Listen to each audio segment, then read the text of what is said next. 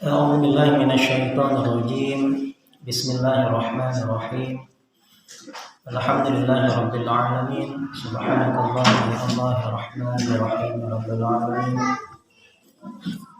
أشهد أن لا إله إلا الله وأشهد أن محمدا عبده ورسوله. اللهم صل وسلم على سيدنا محمد وعلى آله وصحبه وسلم. أما بعد فيا عباد الله أوصيكم وإياي بتقوى الله فقد فاز المتقون. فقال الله تعالى في القرآن الكريم: أعوذ بالله من الشيطان الرجيم. بسم الله الرحمن الرحيم. يرفع الله الذين آمنوا منكم والذين أوتوا العلم درجات والله بما تعملون خبير. صدق الله العظيم. Bapak-bapak sidang Jumat yang dimuliakan oleh Allah Subhanahu wa taala, alhamdulillah pada hari ini kita masih diberi kesempatan oleh Allah untuk melangkahkan kaki kita menuju masjid ini. Semoga setiap langkah kaki kita yang kita langkahkan menjadi penambah pahala kita di sisi Allah dan pengukur dosa-dosa yang telah kita kerjakan.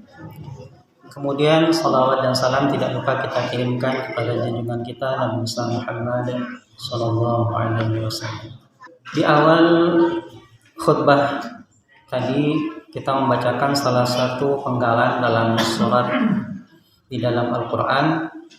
Itu terdapat di dalam surah Al-Mujadalah, surah ke-58 ayat 11. Yang berbunyi, A'udzubillahi minasyaitonirrajim. Bismillahirrahmanirrahim. Yarfa'illahu alladhina amanu minkum walladhina utul ilma darajat. Wallahu bima ta'maluna khabir. Shadaqallahul a'zim. Allah niscaya akan mengangkat orang-orang yang beriman di antara kamu dan orang-orang yang diberi ilmu beberapa derajat. Allah Maha teliti terhadap yang kamu kerjakan. Berkaitan dengan ayat ini, kita akan membahas sedikit tentang hal ilmu. Salah satu hadis Rasulullah berbunyi bahwa menuntut ilmu itu adalah wajib bagi setiap muslim. Nah, ilmu itu dibagi dua lagi. Ada yang namanya ilmu yang hukumnya fardhu ain buat kita untuk mempelajarinya. Ada juga ilmu yang fardhu kifayah untuk kita mempelajarinya. Di dalam suatu kitab yang dikarang oleh Syekh Zainuddin Al-Malibari, di dalam kitabnya Madhumatu Hidayatil Azkiya ila Thariqil Awliya, beliau mengatakan bahwa ada tiga ilmu yang wajib fardhu ain bagi setiap muslim itu untuk mempelajarinya. Fardhu ain itu berarti ketika kita melakukan kita mendapat pahala, tidak melakukan berarti kita mendapat dosa. Itu yang namanya fardhu ain. Ada tiga ilmu yang fardhu ain bagi setiap muslim itu harus mempelajarinya. Yang pertama, kata beliau, ilmu yang bisa menjadikan ibadah seseorang itu menjadi sah. Itu yang pertama, ilmu yang bisa menjadikan ibadah setiap orang, setiap muslim, muslimat itu menjadi sah, maka itu wajib untuk dipelajari. Ilmu yang bisa menjadikan ibadah kita menjadi sah itu kita sebut kalau dalam kehidupan kita namanya ilmu fikih yang berhubungan dengan ibadah. Semua hal yang berkenaan dengan ibadah yang dilakukan oleh manusia, umat Islam khususnya, itu dirangkum dalam ilmu yang namanya ilmu fikih. Nah, ilmu fikih ini adalah salah satu ilmu yang fardhu ain bagi setiap muslim untuk mempelajarinya, karena itu berhubungan dengan ibadah yang mereka kerjakan, sehingga sahnya ibadah seseorang itu ditentukan ketika mereka mempelajari ilmu ini. Di dalam ilmu fikih itu banyak sekali yang kita pelajari. Ada namanya kitab atau ilmu thaharah. Bab taharah. Taharah itu bersuci. Nah, ketika kita akan melaksanakan sholat, bagaimana sholat kita itu bisa sah, maka sebelum sholat kita wajib berwudu. Mempelajari ilmu-ilmu yang berkaitan dengan wudu itu berkaitan dengan masalah bersuci, taharah itu, maka itu wajib dipelajari. Ada yang namanya tayamum kalau tidak ada air. Ada juga di dalam ilmu fikih itu kita mempelajari tentang berbagai macam najis, berbagai macam hadas, dan bagaimana kita bisa suci dari najis dan hadas itu, maka itu wajib dipelajari. Bagi muslimah, bagaimana dia bisa mempelajari bab darah misalkan. Nah, ketika dia haid, nifas ataupun istihadah, dia harus bisa membedakan itu adalah darah haid, darah nifas ataupun itu darah istihadah. Maka ilmu-ilmu yang berhubungan dengan hal-hal tersebut, maka dia wajib mempelajari. Begitu juga dengan bab-bab yang lain, misalkan dengan masalah puasa. Nah, maka segala ilmu yang berkaitan dengan masalah puasa, hal-hal yang berkaitan dengan haramnya kita melakukan puasa atau wajib sahnya kita puasa misalkan di bulan Ramadan, maka itu wajib dipelajari. Begitu juga dengan zakat misalkan. Nah, di dalam kitab fikih diajarkan semuanya hal-hal yang berhubungan dengan zakat. Kapan kita wajib berzakat, kapan kita tidak wajib berzakat misalkan. Kemudian berhubungan dengan haji, umrah dan lain-lain, maka segala hal yang berhubungan dengan ibadah yang menjadikan ibadah kita itu sah, maka itu wajib dipelajari. Baik juga mungkin dalam ilmu muamalah misalkan, ilmu yang berhubungan dengan sesama kita manusia. Misalkan dalam hal jual beli apa saja yang haram, jual beli yang sah itu bagaimana, berhubungan dengan riba ataupun apa-apa semuanya, maka itu wajib kita pelajari. Maka setiap muslim itu adalah fardhu ain untuk mempelajarinya. Kalau tidak dipelajari, maka selama hidup kita, maka kita menjadi orang-orang yang berdosa. Karena fardhu ain itu adalah ketika kita melakukan itu menjadi pahala, tidak dilakukan itu menjadi dosa. Kalau kita tidak melakukan, tidak mempelajari ilmu-ilmu yang tersebut, maka selama hidup kita berbuat dosa kepada Allah. Itu yang pertama. Kemudian yang kedua, ilmu yang wajib fardhu ain bagi setiap muslim muslimah untuk dipelajari adalah ilmu yang bisa mensahkan akidah seseorang. Ilmu yang bisa menjadikan akidah seseorang itu menjadi sah. Maka itu wajib dipelajari, fardhu ain bagi setiap muslim untuk mempelajarinya. Nah, ilmu ini kita sebut dengan ilmu tauhid, ya. Ilmu mengesahkan Allah. Maka segala hal yang berhubungan dengan mengesahkan Allah, yang berhubungan dengan hal-hal yang bisa menjadikan kita tidak mengesahkan Allah, misalkan musyrik, hal-hal yang berkaitan dengan musyrik, maka semua itu wajib dipelajari oleh setiap muslim. Hal-hal yang menyerempet ke masalah sehingga kita menjadikan Allah itu menjadi menduakan Allah, maka itu wajib kita pelajari. Itu yang kedua, ilmu tauhid, ilmu yang menjadikan tauhid kita itu sah di sisi Allah Subhanahu wa taala. Kemudian yang ketiga, ilmu yang fardhu ain bagi setiap muslim untuk dikerjakan, untuk dipelajari itu adalah ilmu yang bisa menjadikan hati seseorang itu menjadi bersih. Hati bersih itu adalah sesuatu yang mutlak di sisi Allah. Ketika kita hati tidak bersih, maka gampang sekali kita untuk menduakan Allah.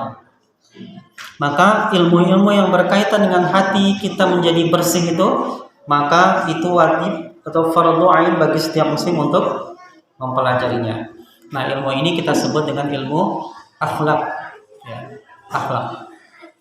Atau bisa kita sebut juga dengan adab, ya, ilmu adab. Para ulama terdahulu, misalkan itu Imam Al-Ghazali, Imam Syafi'i, Imam Hambali, mereka itu mempelajari ilmu adab itu lebih lama daripada ilmu yang beliau kuasai sekarang ini.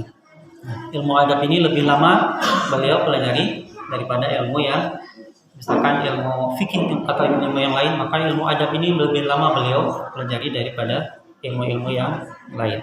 Ya. Itu yang ketiga. Jadi segala hal yang berhubungan dengan hal-hal yang menjadikan hati kita bersih, maka itu wajib dipelajari, fardhu ain bagi setiap muslim untuk mempelajarinya. Itu yang ketiga.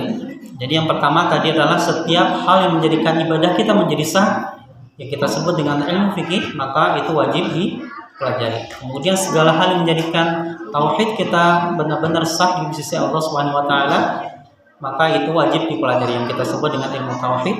Kemudian ilmu yang bisa menjadikan hati kita benar-benar bersih, maka itu wajib kita pelajari.